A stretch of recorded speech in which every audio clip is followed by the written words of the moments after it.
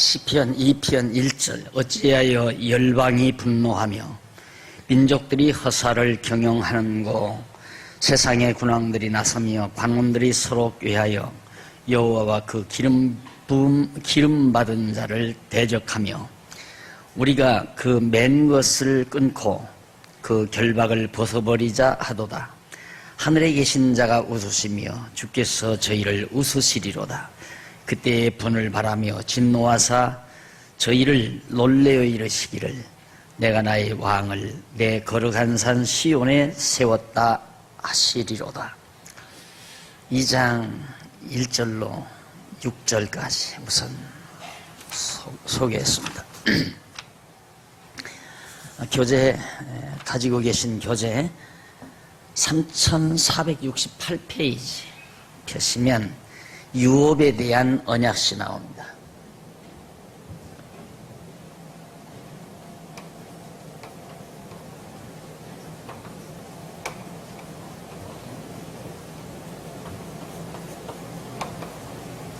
지난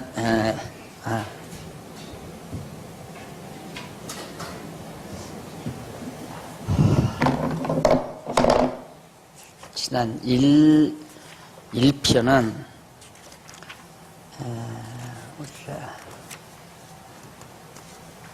형통에 대한 언약시, 형통하게 될 것에 대한 언약을 해주신 시가 1편이고 2편은 유업, 하나님께서 택한 백성들에게 유업을 주시겠다는 언약시가 소개됩니다.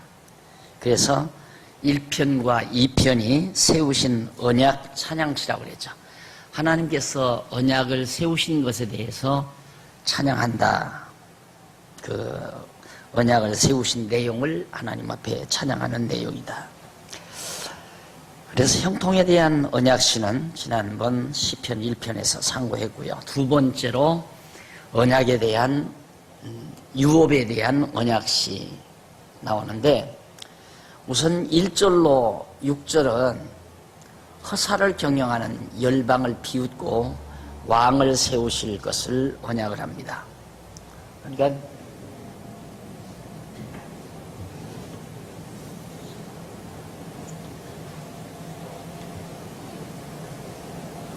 이 부근에 애굽도 있고, 그다음 블레셋도 있고, 에돔도 있고, 모압도 있고, 암몬도 있고, 그다음 아람도 있고, 아수르, 바벨론 등등 이렇게 많이죠.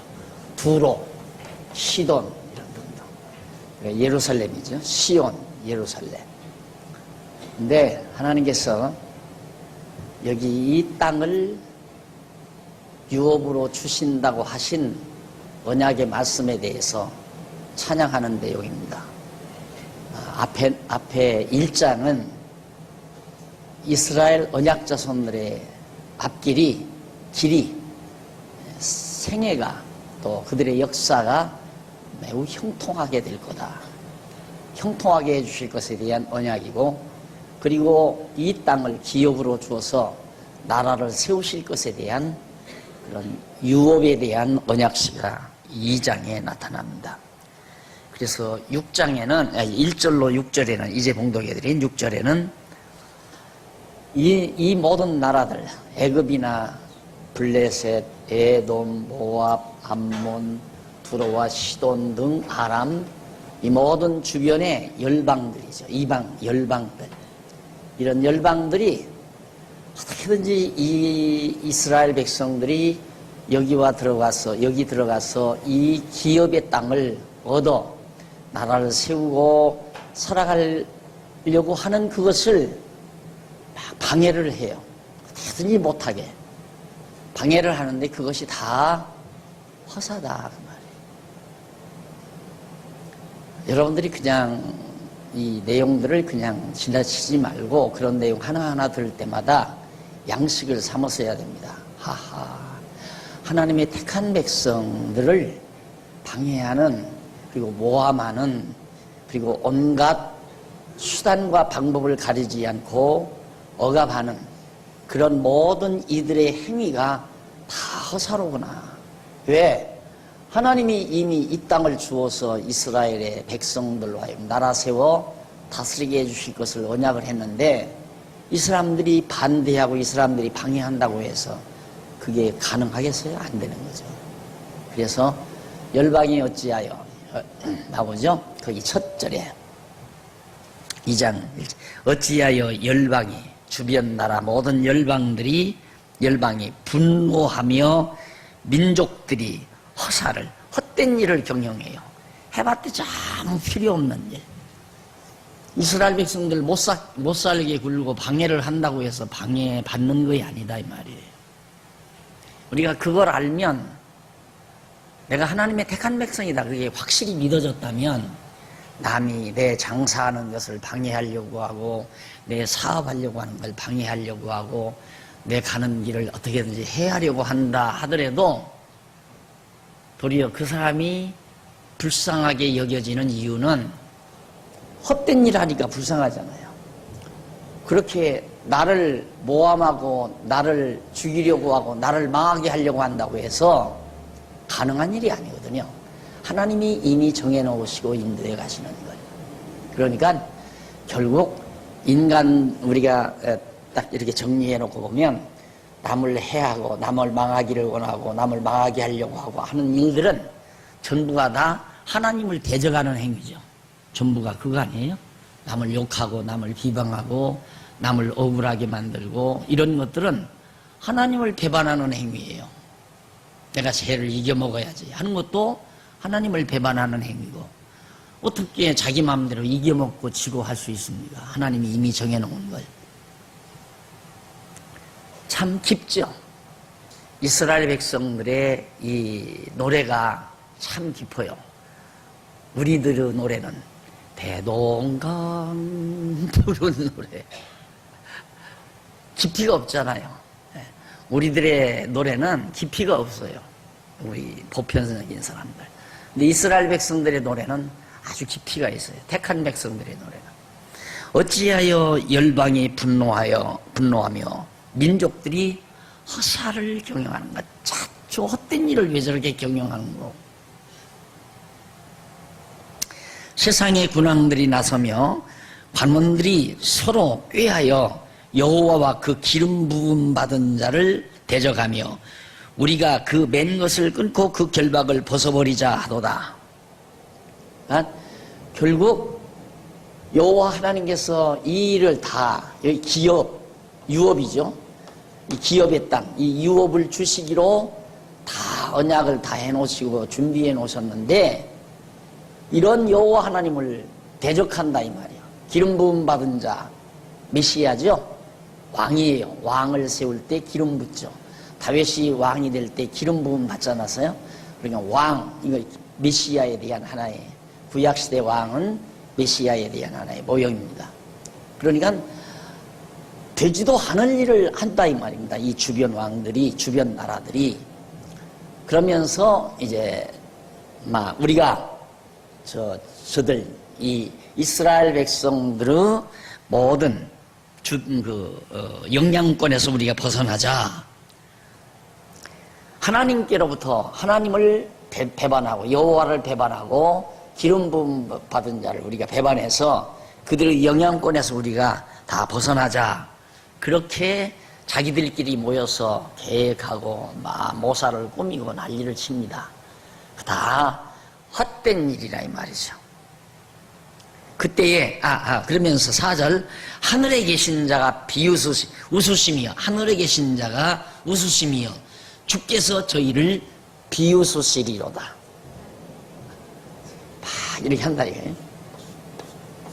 공격을 한다 이거. 그러면 이 나라는 하나님 여호와 하나님께서 보호하시고 지켜주시고 또 안위하시는 그런 언약하신 그런 땅 아니에요. 그런데 이걸 열방들이 막 공격하고 망하게 하려고 하고 이럴 때 이 하늘에 계신 자 하나님이 웃으신다 이 말이에요. 비웃는다 그 말입니다. 아유 가짜는 것들.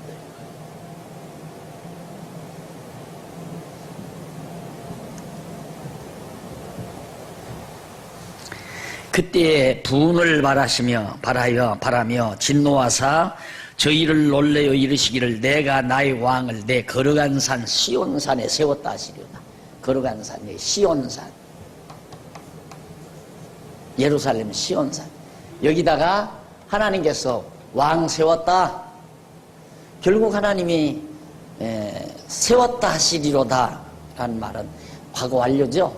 과거 완료인데 이미 이 찬송을 이 실은 다윗 시대에 불렀다고 그래요. 다윗 시대, 솔로몬 시대 이미 이루어진 때예요. 이 사실이 이루어진 때. 그러니까 이스라엘 백성들이 애굽에서 나와서 이 땅 들어가서 이 땅을 점령하고 그리고 나라를 세우려고 할 때 얼마나 블레셋, 에돔 이런 주변 나라 백성들이 막 모함하고 공격하고 방해하고 협박하고 얼마나 많이 했는지 모릅니다. 그래도 끝내는 하나님께서 다윗 왕을 시온 예루살렘에 세워서 당당하게 이스라엘 민족 국가를 유업으로 하나님이 허락하셨다. 그런 내용이 1절로 6절까지 나왔어요. 그 다음 7절로 9절은 아들에게 유업으로 준 열방을 통치케 하실 것을, 넘어가서 70페이지에 아들에게 유업으로 준 열방을 통치케 할 것을 언약합니다. 내가 영을 전하노라. 여호와께서 내게 이르시되 너는 내 아들이라. 오늘날 내가 너를 낳았도다. 내게 구하라. 내가 열방을 유업으로 주리니 네 소유가 땅 끝까지 이르리로다. 네가 철장으로 저희를 깨뜨리며 질그릇같이 부수리라 하시도다.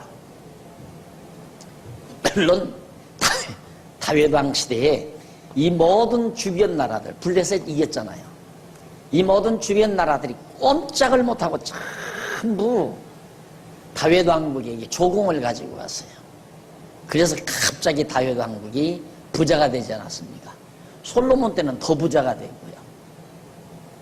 예, 그것은 뭐냐면 너는 내 아들이라. 내가 너를 낳았도다. 결국 메시아,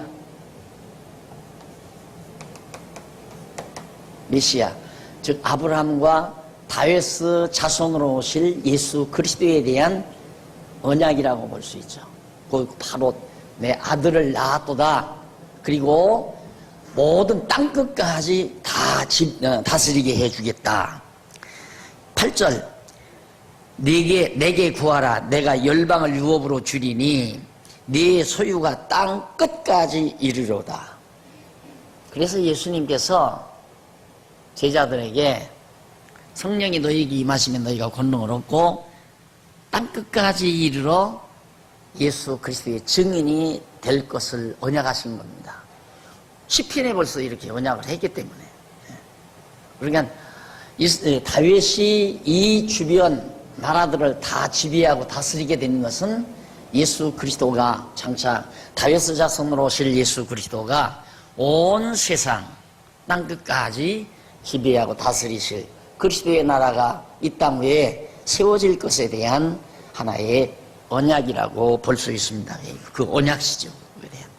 그래서 여기서 네가라는 말은 우선은 1차적으로는 다윗을 말한 거고요. 다윗, 이스라엘 왕 다윗. 그리고 그 다윗을 통하여 모형적으로 언약하신 것은 장차 다윗의 자손으로 오실 예수 그리스도가 온 세상을 다 진멸하고 그리스도의 왕국으로 세우실 것에 대한 하나의 귀한 언약의 말씀이라고 그렇게 이해를 합니다. 그래서 7절로 9절은 아들에게 유업으로 준 열방을 통치하게 한다. 그러니까 아브라함에게 자손 번창, 땅 정복, 그리고 통치, 나라를 다스리게 해줄 걸 언약했죠. 그 언약대로 다윗 왕 때에 왕으로 세워준 것에 대해서 정말 찬양하고 그 언약시를 하나님 앞에 찬양으로 돌린 것이 바로 이 편의 내용이다. 계속됩니다. 찬양은 유업 언약시는.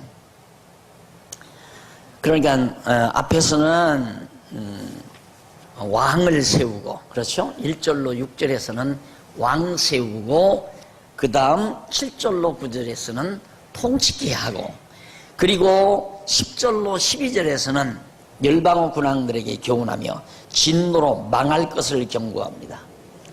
자, 너희들 다 망한다. 너희들은 다 망한다. 누구에게? 다윗 왕에게 다 망한다. 그래서 이 주변 나라들이 실제로 다윗 왕에게 조공을 가져온 겁니다.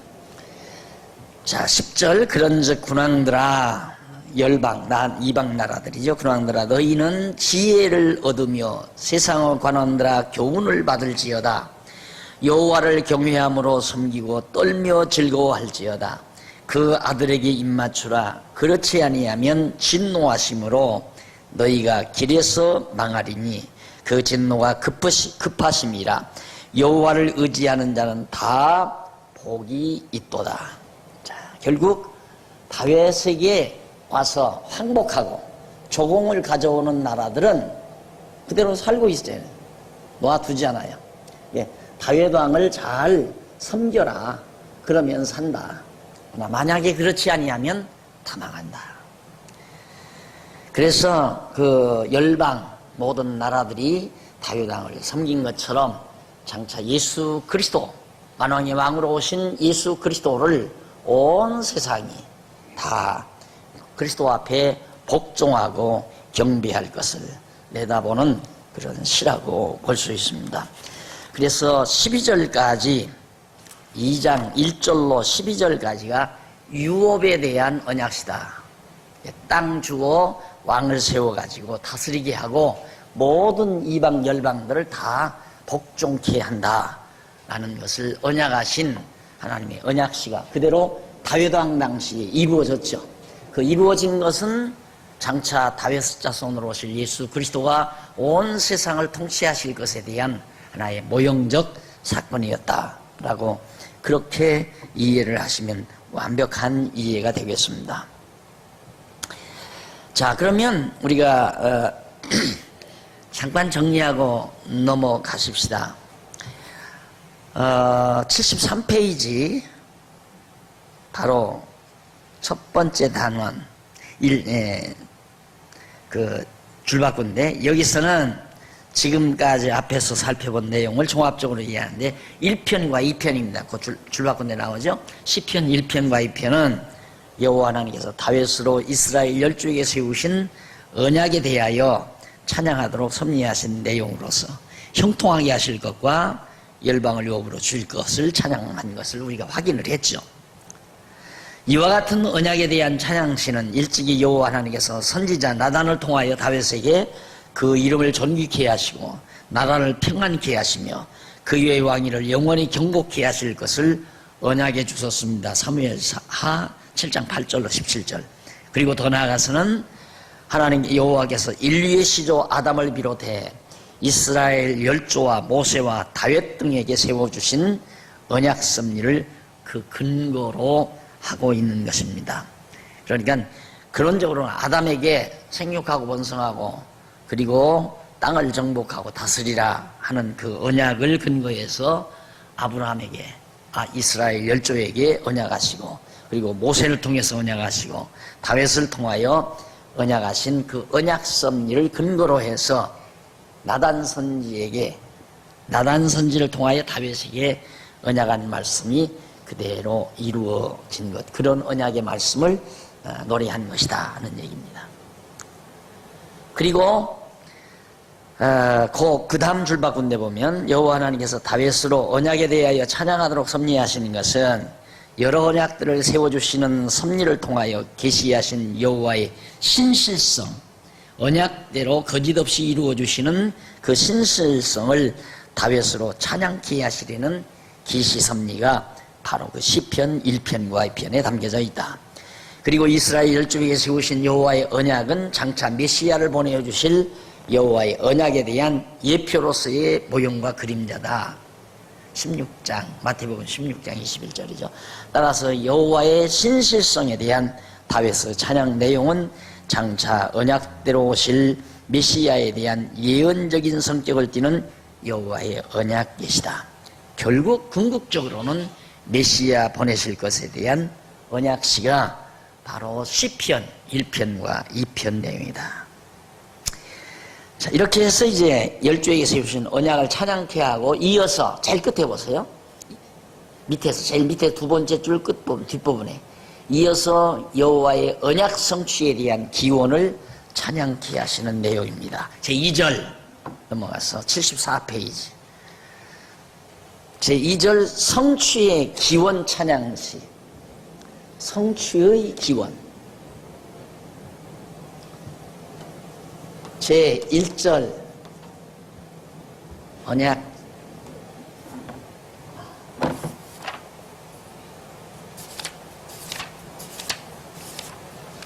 세우신 언약 찬양시.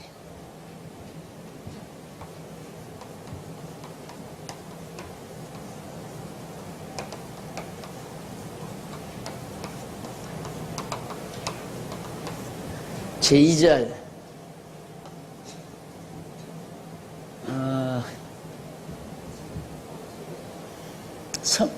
성취의 기원 찬양시.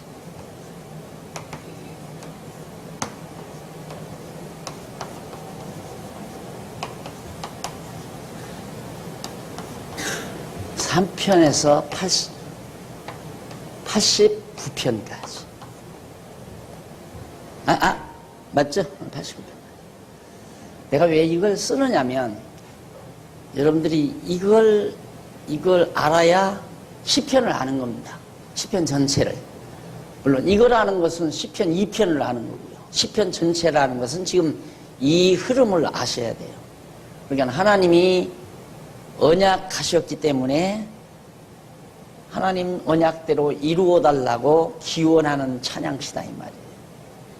그러니까 다 찬양이에요. 하나님 앞에는 찬양 아닌 게 없어요. 하나님이 언약을 하면 그 언약도 찬양 내용이 되고, 언약했기 때문에 언약대로 이루어달라는 우리의 간절한 소원도 찬양이 되고, 그래서 시편에 신약 성경에 보면 너희 속에 소원을 두고 이루게 하신다고 그랬어요. 너희에게 소원을 둔다. 소원을 둔다는 말은 소원을 가지게 한다 그 말이거든요. 그럼 어떤 방법으로 소원을 가지게 하는가? 하나님이 언약을 하셨기 때문에 그 언약이 이루어지기를 바라는 소원을 가지게 돼요. 그 언약대로 됐으면 좋겠다라고 하는 소원이, 그 소원을 기도하는 것이, 소원이 이루어지기를 바라는 것이 기원이에요. 기원한다. 이렇게 되기를 기원합니다 하는 건 그렇게 빌어서 되기를 원한다 이 말이죠. 그러니까 하나님이 언약하셔서 우리 속에 소원을 갖게 해가지고 기도하게 하신다 그 말이에요. 그러니까 기도란 무엇인가? 여기에 정말 큰 근거가 나와 있잖아요. 기도란 무엇인가? 기도는 하나님의 언약이 이루어지기를 바라는 것이 기도다. 이게 기독교의 성경적 기도예요. 성경적인 기도. 그러니까 내 욕심대로 되기를 바라는 것, 내 바라는 대로 이루어지기를 비는 것, 이런 것들은 다 염불이나 불공, 무속 이런 거나 하등 다름이 없죠. 그러나 기독교 기도는 전혀 다릅니다. 내 뜻을 구하는 게 아니라 하나님의 뜻, 하나님의 뜻이 언약에 담겨 있잖아요. 하나님이 그렇게 되기를 바라는 것을 이루어준다고 언약하시고, 언약이 이루어지기를 기도하게 하시고, 이게 바로 하나님. 그러니까 찬송도 결국은 하나님이 하게 하는 거예요. 하나님께서 언약하지 아니하시면 이루어지기를 바라는 마음도 내게 안 생기고, 바라는 소원이 없으면 기도도 안 할 것이고, 그렇게 기도도 안 하면 찬양이 안 되는 거죠. 기도가 찬양인데, 그래서 우리는 기도와 찬양이 완전히 별개의 것이 이렇게 나누어지는 걸로 알지만은 아니에요. 그냥 기도하는 그 내용이 하나님께 대한 찬양이에요, 결국은. 또 이루어지면 이루어졌다고 또 찬양하고, 아직 안 이루어지면 이루어 달라고 찬양하고, 이루어 주신다고 언약하면 언약했다고 찬양하고, 만사가 다 하나님께 대한 찬양이죠. 그것이 시편이에요. 그래서 진짜 우리들 하나님의 택한 백성들의 노래, 찬양은 여호와 하나님과 관계없이는 안 됩니다. 그러니까 자연을 노래하는 건 세상 문학인들, 하나님을 모르는 세속적인 문인들이 하는 일이에요. 문인들은 어떤 인간을 노래해요. 어떤 어떤 시인이 노래를 했는데 송혜교를 그렇게 노래를 했더라고요. 송혜교가 그렇게 이쁘다고 송혜교를 노래하더래. 그건 세속적인 그 시인이죠.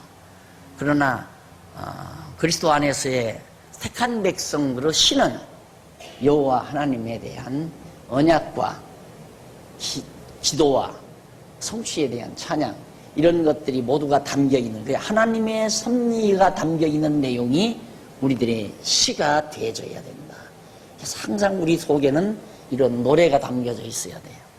노래가 담겨져, 찬양이 마음속에 있다는 얘기거든요. 우리 중심 속에 항상 언약에 대한 찬양, 성취가 언약대로 이루어지기를 바라는 기도에 대한 찬양, 또 언약대로 이루어진 것에 대한 찬양, 온통 우리 마음속에는 그 찬양이 가득 세워져 있어야 진짜 하나님 나라의 삶을 맛볼 수가 있죠. 천국생활 하는데 천국생활이라는 게 다른 거 아니에요. 찬양하며 사는 것, 기도하며 사는 것, 감사하며 사는 것, 그게 바로 천국생활이죠. 자, 그러면 우선 첫 번째로 성취의 기원을, 언약대로 이루어지기를 기원하는 찬양식 가운데 첫 번째는 대적의 멸망.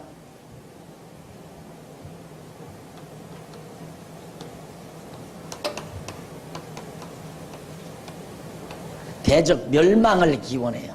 그것이 3편으로부터 41편. 하나님이 언제 대적 멸망시켜준다고 언약했나요? 했어요, 안 했어요? 했잖아요. 언약했으니까 이런 대적들을 다 멸망시켜준다고 언약하셨으니 정말 하나님 대적 멸망시켜 주십시오 하고 기원하는 그런 기원시가 3편에서 41편이에요. 이제는 쉽죠? 아주 쉽죠, 이제. 여기서부터는 막 쭉쭉 나갑니다. 막 나가요. 정신 바짝 차리시고요. 3편서 9편, 우선 저기 75페이지 제일 위에 끝부분에 보시면 3편서 9편은 대적에 의해 욕보임을 당할 때의 기원을 노래하는 내용입니다. 대적에 의해서 대적들이 막 비방하고 방해하고 막 능욕을 베풀고 모함하고 이런 대적에 의해서 욕보임을 당할 때 하나님 앞에 기원하는 찬양시가 3편에서 9편까지고 10편에서 21편은 대적에게 붙이시고 잊으실 때의 기원시. 하나님께서 대적에게 싹 맡겨놔버려요. 이스라엘 백성들을 대적에게 딱 맡겨놓고 못 본 척 하실 그때 하나님 왜 나를 잊으십니까? 나를 이대로 왜 가만 놔두십니까? 하고 하나님 앞에 간구하는 기원시가 바로 그 뒤에 21편까지. 그 다음에 22편에서 37편까지는 대적의 손에 버리실 때 잊기만 하는 게 아니라 대적의 손에다가 맡겨버려요. 욥을 사단에 맡기듯이. 그럴 때에 하나님 앞에 기원하는 찬양시. 그 다음 38편서 41편은 대적을 통하여 징계하실 때의 기원 노래시. 대적을 통해서 징계. 저런 대적을 통해서 하나님의 택한 백성들을 막 징계를 해요. 그러니까 사단을 통해서 욥을 망하게 하듯이 그럴 때에 하나님 앞에 기도하는 시. 이제 짐작이 가죠. 이것이 바로 장차 만왕의 왕이신 그리스도를 이방 대적들에게 로마 군병들의 손에 넘기워서 십자가에 못 박아 죽게 만드시고 고난을 당하게 만드시고 그리고 마지막에 최후의 부활해서 승리케 하실 하나님의 섭리에 대한 하나의 모형적 사건임을 우리가 알 수 있습니다. 자, 그래서 그 뒤 이제 우선 3편에서부터 9편까지 한쪽 가로 1번 욕보일 때의 기원시 나와요. 이방 대적에 의해서 욕보임을 당할 때 그때 하나님 앞에 기원하는 시가 9편까지 나오는데 3편서 7편은 먼저 3편서 7편은 다윗이 대적의 멸망에 대한 간구를 노래하고 그 다음 8절로 9편은 다윗이 찬송에 대한 서원과 대적 멸망에 대한 간구를 노래하는 내용입니다. 결국 대적 망하게 해달라라고 기도하는 시죠. 자, 그 가운데서 이제 3편으로 7편은 간구시요. 양쪽 가로 1번 나오죠? 76페이지. 3편에서 7편까지는 하나님 앞에 간구시인데 3편 1절로 8절 보십시다. 77페이지. 여호와께서 많은 대적들을 치시고 구원하실 것을 간구합니다.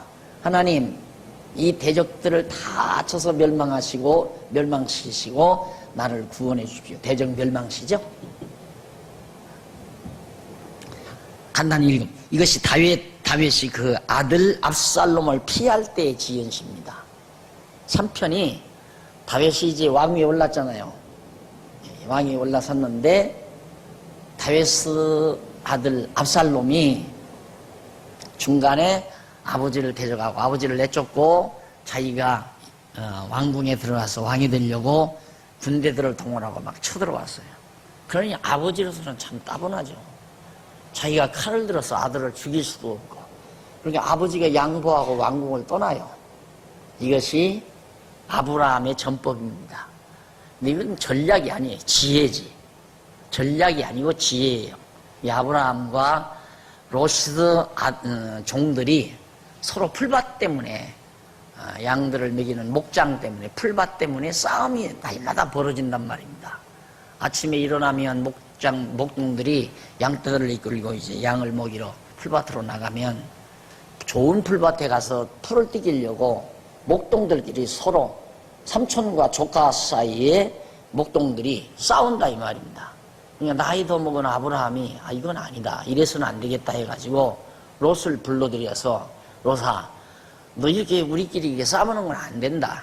싸우지 말고 살기 위해서는 우리 나누자.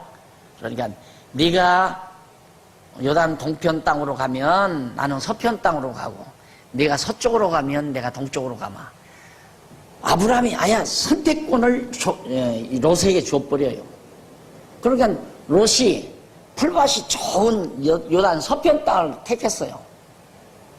그리고는 아브라함은 산악지 풀밭이 별로 안 좋은 가나안 땅을 택했고요. 그런데 좋은 땅 택한 롯은 소돔 고모라 성 망할 때 다 망해버렸고 나쁜 땅을 택한 아브라함은 결국 하나님께서 언약한 땅을 차지하고 후대의 그 자손들이 그 땅에서 나라를 이루어 살게 되죠. 무슨 말이냐면 아까도 말했지만 하나님의 언약대로 된다 그 말이에요. 그러니까 그래서 그리스도 안에서는 하나님 안에서는 양보라는 게 없어요.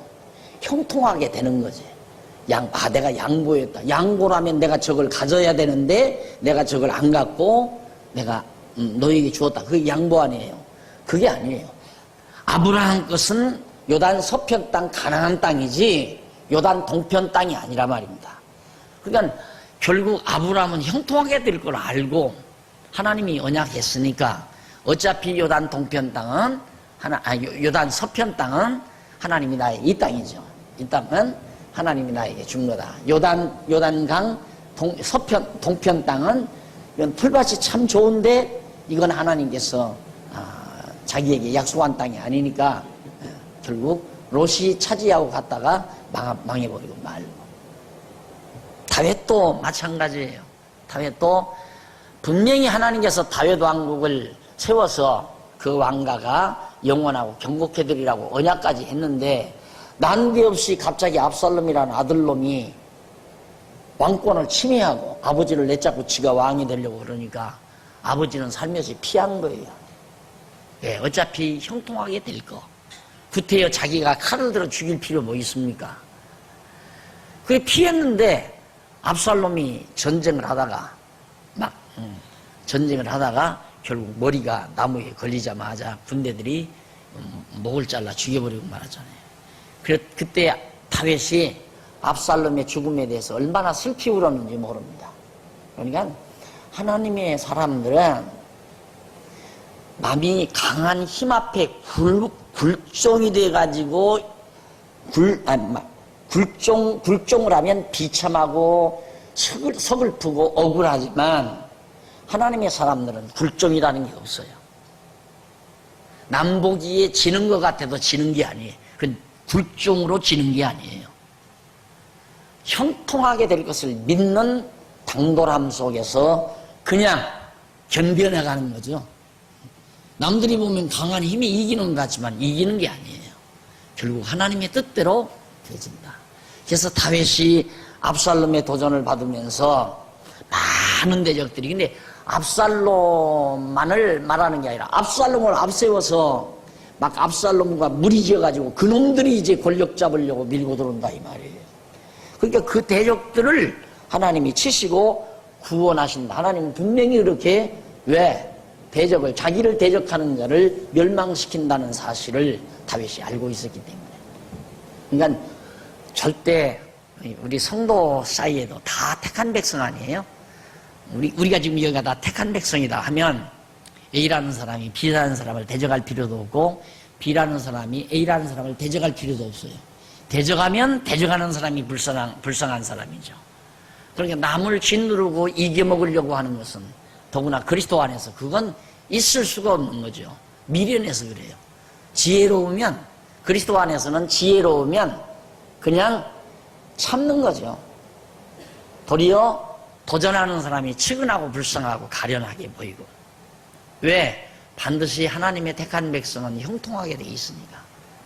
그런데 하나님이 형통하게 해주시는 대로 살아갈 생각을 안 하고 자기가 머리를 쓰고 자기가 무슨 꾀를 내가지고 상대방을 무너뜨리고 자기가 그 자리에 앉으려고 하는, 또 남을 이겨먹으려고 하는 그런 어리석은 생각을 지혜가 없으면 하게 되는 거죠.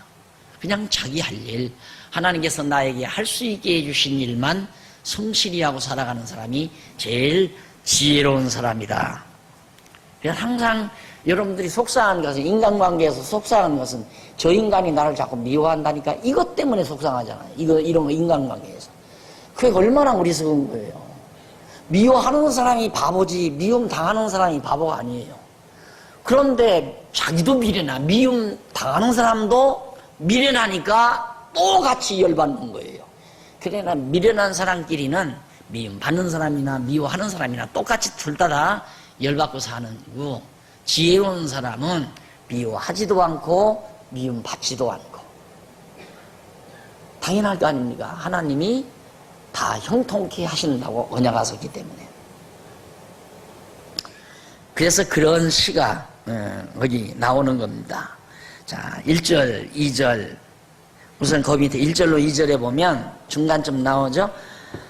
다윗이 여호와께 간구해야 하는 까닭을 노래하는 건데, 그 까닭이 뭐냐면, 여호와여 나의 대적이 어찌 그리 많은지요. 일어나 나를 치는 자가 많도소이다.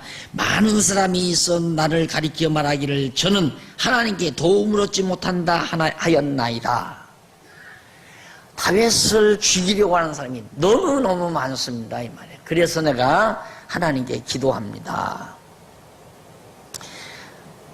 여호와여 주는 나의 방패시요 나의 영광이시요 나의 머리를 드시는 자시니이다. 내가 나의 목소리로 여호와께 부르짖으니 그 정시 성산에서 응답하시는도다. 하나님께 내가 기도하면 하나님은 나의 들을 겁니다.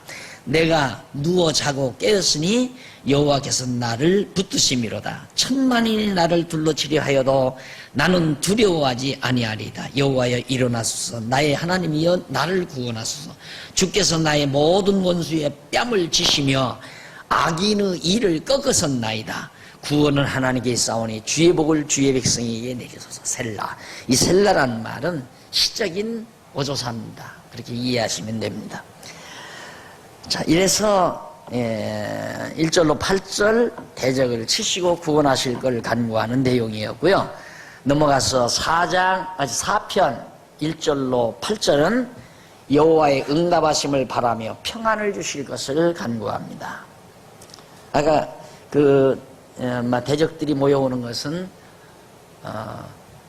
같은 동족이 이스라엘, 그러니까 압살롬을 앞세워서 다윗 왕국을 무너뜨리고 자기들이 왕위에 앉을 권력을 잡으려고 했던 그런 사람들이 다 동족 아닙니까? 동족인데 많은 무리가 자기를 그렇게 치리한다 이거예요. 그런 것처럼 예수님도 만왕의 왕이신 예수님도 유대인들이 바리새인들, 제사장들, 이런 동족들이 예수를 죽이려고.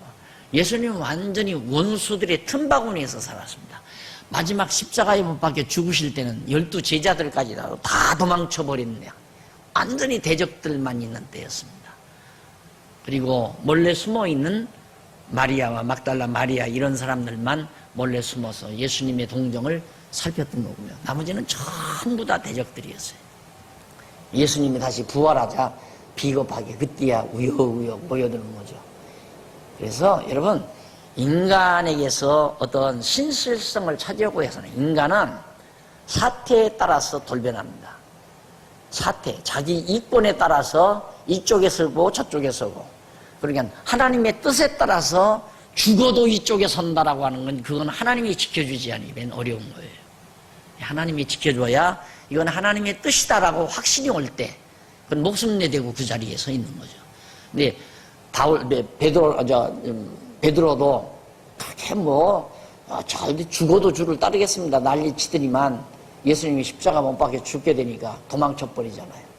그랬다가 나중에 보혜사 성령이 와서 그가 정말 하나님의 아들 그리스도인 것을 확실히 믿은 다음에는 목숨 내걸고 베드로가 살잖아요.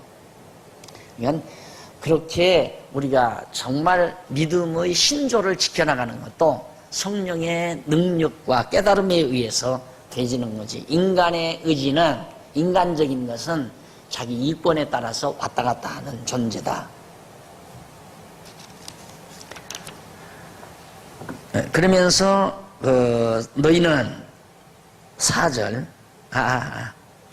평안을 주실 걸 간구하는데, 이것은 다윗이 영장으로 현악에 맞춘 노래라고 그랬습니다. 영장이란 말은 요즘으로 말하는 성가, 지도자, 지휘자, 찬양 지휘자를 말하는 거고요. 그 다음 현악은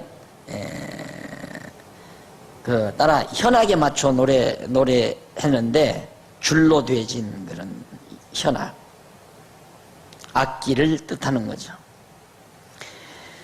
그 다음 이제 아주 다 읽기 시작하면 한이 없는데, 평안을 달라. 근데 어디 7절 보세요. 7절. 주께서 내 마음에 두신 기쁨은, 그러니까 주께서 내 마음에 두신 기쁨도 하나님이 우리 마음에 두셔야 되죠. 그 기쁨은 저희의 곡식과 새 포도주에 풍성할 때보다 더하니이다. 먹고 마실 것 풍성할 때보다도 하나님이 우리 마음에 두신 기쁨은 더 풍성한 기쁨이다. 그러면서 내가 평안히 눕고 자기도 하리니 나를 안전히 거하게 하시는 이는 오직 여호와이십니다. 그 말이에요.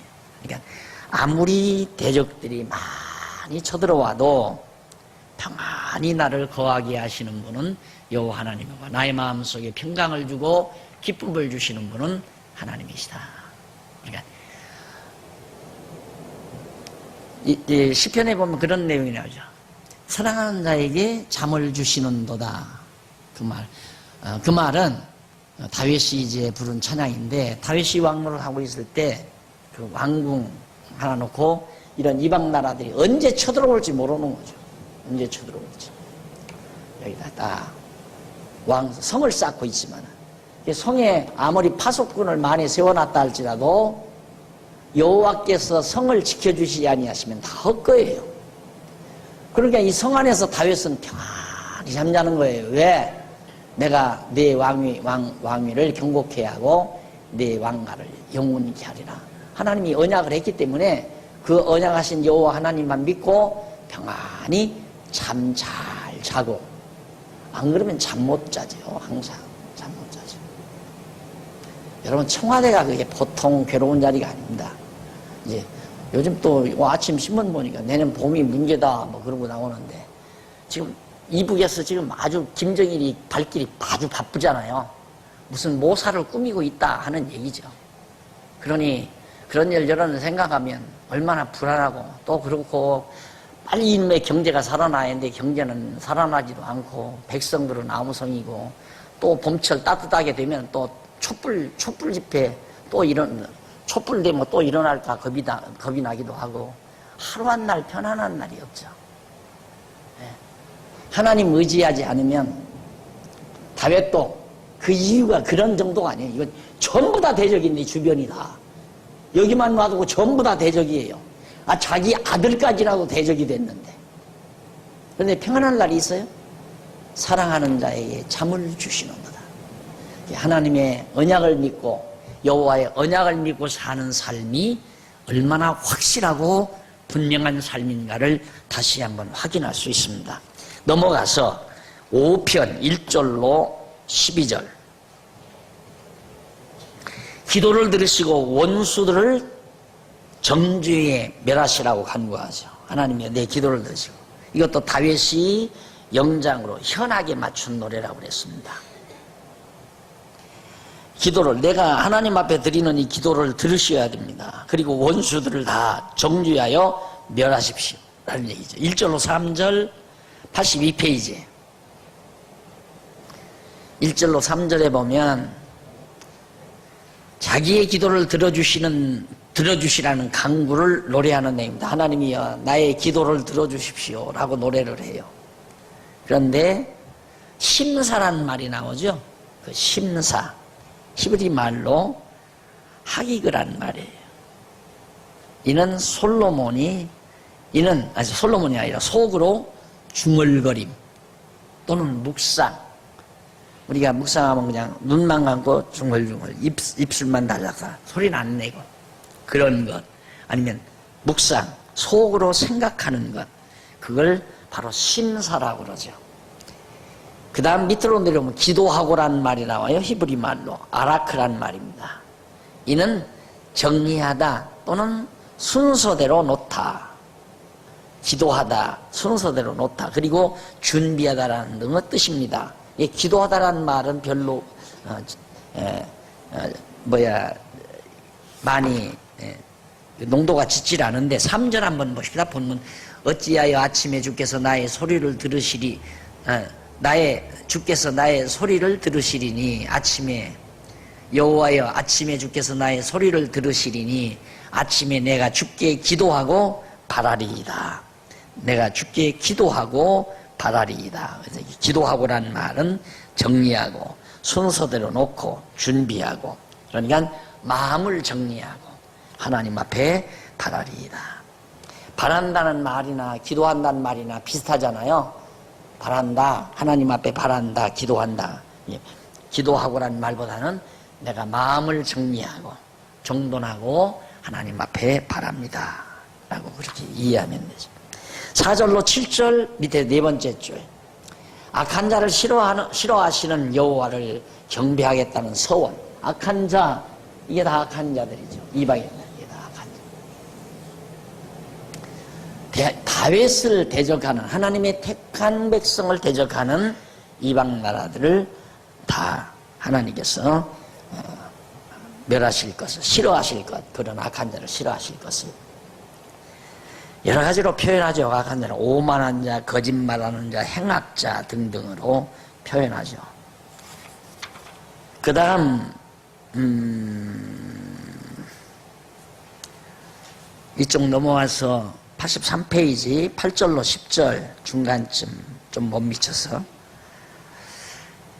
다윗이 여호와께 자기는 인도해 주시고 대적은 쫓아내시라는 간구를, 어떻게 보면 이기주의 같죠.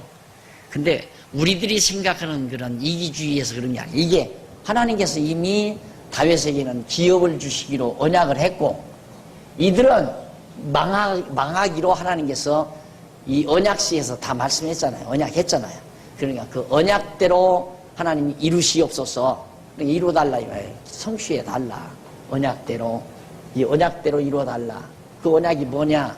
나는 보호하시고 대적은 멸망시키십시오. 그 언약을 그렇게 하셨으니까 언약을 근거로 그러는 거지. 다윗도 뭐 자기한테 자기 미워하는 사람 망하라고 그러고 나는 흥하게 해달라고 기도하던데 뭐 이렇게 생각을 하고, 우리 성도들끼리 하나님 저 인간은 그냥 우리 교회에서 나가버리게 해주십시오. 나만 이 교회에 남게 해주시고, 그렇게 기도한다고 그건 잘못된 거죠. 그렇게 언약된 건 없잖아요, 우리에게. 다윗이 그렇게 기도하는 건 하나님의 언약에 근거한 것이다. 이런 건 가능하죠. 예를 들어서 하나님을 믿지 아니하는 세속에 속한 자들이 나를 방해하고 나를 미워하고 증오하고 그런다면 그건 그들이 언젠가는 망하고 나는 하나님의 보호받는다는 틀림없는 거고, 또 같은 그리스도 안에서 사는 우리들이 할지라도 아직 지혜롭지 못해서 같은 성도를 미워하고 증오한다면 그 사람이 불쌍한 사람이에요. 그 사람은 벌써 미워하고 증오하는 동안 열받아서 그 열받는 그 자체가 벌써 징계를 받고 있는 거예요. 사람이 머리가 열을 받으면요, 과부하라고 그러죠. 과부하. 차량도 여러분 차를 운전하다 보면 과부하가 걸려서 쫙 바늘이 돌아갑니다. 빨간 대로. 그런데도 그냥 악셀에다 밟다가는 펑 터져버리고 불나버리고 말아요. 머리 열받는 것은 과부하예요. 여기에서 머리가 열받으면, 그러니까 병 어디 아프다면 벌써 뭐 이마부터 둘러보잖아요. 열이 있나 없나. 열이 있으면 오장육부에 지금 제기능 발휘를 하는데 장애가 된다는 얘기예요. 벌 받는 거예요. 남 미워하고 사는 사람, 그리고 남 시기하고 사는 사람, 남을 막 증오하고 사는 사람, 스스로 지금 벌을 받는 거예요. 그러니까 그런다고 해서 저 사람 나 미워하니까 저 사람 망하게 안 망해요. 하나님의 택한 백성은 미숙해서 아직 미련해서 남 미워하고 증오하고 살아도 하나님이 보호는 하죠. 그러나 미워하고 증오하는 그걸로 인해서 열받는 것 자체가 벌써 하나님의 징계를 받는다고 생각해도 돼요. 어리석으니까 그렇게 하죠. 지혜로우면 미워할 것도 없고 남이 미워한다고 해서 열받을 것도 없고, 아이고 어리석은 거. 근데 우리 인간이 얼마나 얄팍하냐면 철딱선이 없는 애기가 다른 사람은 좋아하는데 날 미워하면 열나잖아요. 저거 봐라. 속이 좀 기분이 나빠요. 철딱선이 없는 애기가 날 좋아하고 다른 사람은 안 좋아하면 또 그게 신바람이 나고, 그렇게 얄팍한 게 우리 인간이에요. 네, 우리가 하나님 앞에 살면서 마음을 정리하고 산다는 게 매우 중요합니다. 내가 흔들리지 말아야지. 나는 하나님의 택한 백성이니까 어떤 경우도 내 마음에 요동이 되지 말아야지. 이렇게 마음을 정리하고 사는 거. 마음 변하면요, 마음이 변하면 옛 어른들이, 나는 그때는 그 말이 무슨 소리인지 몰랐어요. 할머니가 그러더라고요. 저 사람 마음 변했으면 죽을라나 봐 그러더라고요. 마음 변하면 죽는다고 그러더라고요. 근데 그 말이 우리 할머니가 무식하니 왜 그러다 옛날 양반이니까 글도 잘 모르시고, 그런데도 만변했다고 그러면서 저 사람 만변한 거 보니까 요즘 아마 만변한 거 보니까 죽을란가 보라고. 어른들이 자주 그런 말 많이 하더라고요. 그런데 깨닫고 나니까 그 말이 맞는 얘기예요. 사람이 마음을 정하지 못하고 사는 것은 벌써 온 오장육부의 제기능을 제대로 발휘할 수가 없어요. 그래서 평온이라고 그러죠. 평온한 마음이 평온해야 오장육부의 각 기능이 제대로 잘 발휘하게 되지는 겁니다. 한의원에 가면 맥을 보죠. 이렇게 맥을 보면 오장육부의 그 기능을 맥을 통해서 안대요. 맥을 통해서 아는데 어떻게 해서 아느냐면, 위가 약하면, 예를 들어서 신장이 강하면 뭐 폐장이 약해지고, 폐장이 강하면 신장이 약해지고, 위장이 약하면 뭐 간장이 어떻게 되고, 이렇게 업다운이 되는 거예요. 그러니까 이렇게 업다운이 되지 말고 평균해야죠. 심장이나 간장이나 위장이나 소장이나 대장, 이런 장기들이 다 평평하게 올라갔다 내려갔다 하지 말고, 그런데 이 맥 속에 그게 나타난대요. 맥 속에. 예, 맥이 오장육부가 다 골고루 뛰면 건강한 사람이고, 올라갔다 내려갔다 하면 건강치 못한 사람이고, 당신은 간이 나쁩니다. 그냥 찾아내요. 이거 맥치고. 당신은 위장이 좀 약하네요. 요즘 신경 쓰는 일이 있나요? 뭐 이러면서. 그러니 내가 마음이 평온하다는 것은 오장육부가 언밸런스 되어 있지 않고 바란스를 잘 유지하고 있다는 거예요. 마음이 평온하다는 것. 그러니까 깔깔대고 웃으면 안 된다니까. 막 깔깔대고 웃으면 허파에 바람이 들어가요. 이 허파에 바람이 들어가면 웃음이 끝나면 바람이 빠지면서 이제 허파에 문제가 생기는 거죠. 그러니까 이게 평온한 거, 마음이 평온하고 따뜻하고 늘 기쁨, 마음에 그 기분이 상쾌한 것, 이런 상태가 가장 인간에게는 좋은 것이다. 그래서 아까도 다윗이 말하기를 평온함을 나에게, 평안함을 나에게, 기쁨과 평안함을 나에게 주신다. 그 다음에 이제 넘어가서 6편에 보면 1절로 10절까지 여호와께 고난 중에서 구원을 간구하며 응답을 소망하는 내용이 바로 6편에 나타납니다. 차 한 잔 드시고 계속하십시다.